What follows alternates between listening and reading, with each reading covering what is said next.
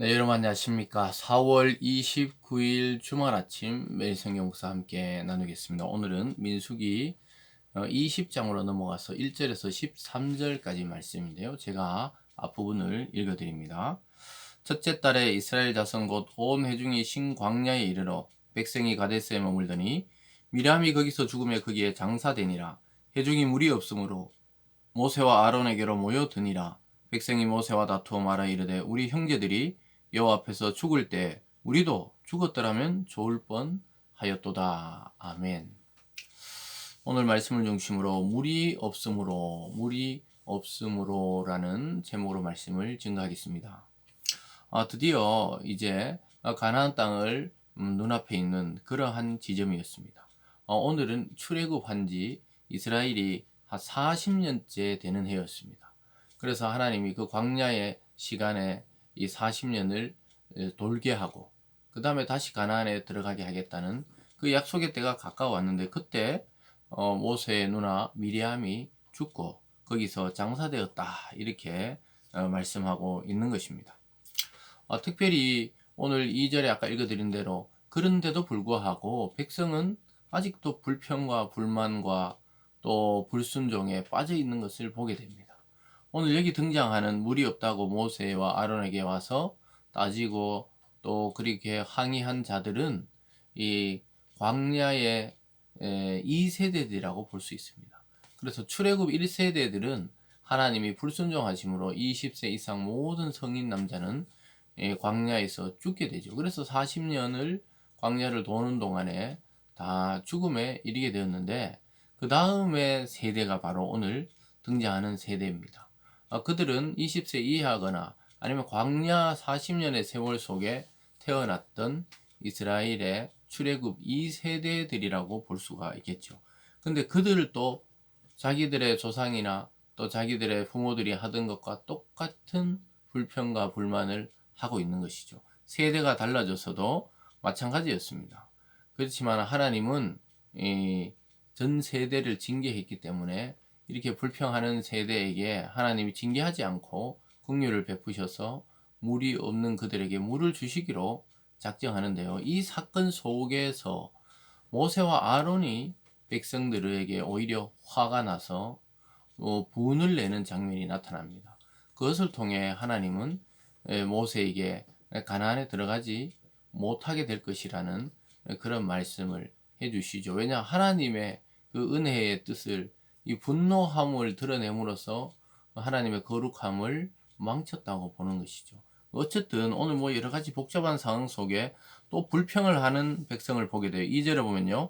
회중이 물이 없으므로 모세와 아론에게 모여드니라. 백성이 모세와 다투어 말하여 이르되 우리 형제들이 여호와 앞에 죽을 때 우리도 죽었더라면 좋을 뻔하였도다. 너희가 어찌 여호와의 회중을 이 광야로 인도하여 우리와 우리 짐승이 다 여기서 죽게 하느냐. 어디서 많이 들어본 소리죠. 자기 아버지, 자기 할아버지, 또 자기의 전 세대가 모세와 아론에게 했던 불평, 불만을 그대로 하고 있죠. 왜 우리를 왜 여기서 죽게 하느냐? 왜 광야를 불렀느냐? 차라리 애굽에 있었으면 나을 뻔했지 않냐? 또 그 소리를 해요. 5절에 보면요. 너희가 어찌하여 우리를 애굽에서 나오게 하여 이 나쁜 곳으로 인도하였느냐? 이곳에는 파종할 곳이 없고 무화과도 없고 포도도 없고 석류도 없고 마실 물도 없도다. 참 신기하게도 자기 조상과 똑같이 애굽으로 돌아가고 싶어하고 애굽을 그리워해요. 여러분 이게 종의 근성, 이 죄악의 근성이 이처럼 끈질기게 따라오는 거예요. 인간은 이 하나님의 은혜로 구원받아서 막 출애굽하고 홍해 갈라질 때 만나가 떨어질 때 그렇게 감격했던 사람들이 이스라엘 백성입니다. 그러나 현실에 그 고난이 닥쳤을 때 가장 빠르게 하나님을 부정하고 애굽으로 돌아가고자 했던 것도 바로 이스라엘 백성들입니다. 그 모습이 바로 우리의 모습이라는 것이죠. 우리의 이 죄성, 우리가 하나님이 응답해주고 축복을 줄 때는 막 하나님을 찬양하고 그건 누구나 할 수 있죠. 근데 우리 인생의 고난과 어려움과 또 기도의 제목들이 쏟아져 내릴 때도 하나님을 불신하지 않는 자세가 굉장히 중요합니다. 왜냐하면 평안할 때 하나님을 못 섬기는 사람이 누가 있겠습니까? 다 좋아하죠. 그러나 이처럼 물이 없다. 또 포도도 없고 뭐가도 없고 뭔가 일이 잘 안 돌아갈 때도 끝까지 하나님을 신뢰하고 하나님은 나보다 뛰어나시며 나를 선하게 인도하시며 나에게 평안 주시길 원하는 자다. 이것을 정확하게 아는 자는 이 불평하지 않죠. 그래서 애굽은 그리워하고 약속의 땅 가나안에 대해서는 외면하려고 하는 것이 이스라엘의 본성 속에 있었던 것이죠. 그러니까 자꾸 뭔가 일만 있으면 자꾸 그때가 좋았는데 나 거기 나오지 말았어야 되는데 애굽에 있었어야 되는데 계속 그러고 있는 거예요. 예수님 믿어가지고 내 인생이 복잡해졌다. 오히려 더 고난이 생겼다. 뭐 이렇게 생각하는 것과 같은 것이죠. 사랑하는 여러분, 하나님의 약속의 땅을 바라봐야 되지 지나온 애굽을 바라봐서는 전혀 가망성이 없어요. 돌아가면 어떻게 됩니까? 그 자기들 나라를 탈출했는 백성이 돌아오는데 가만두겠어요? 그거 가서 죽음이에요, 죽음.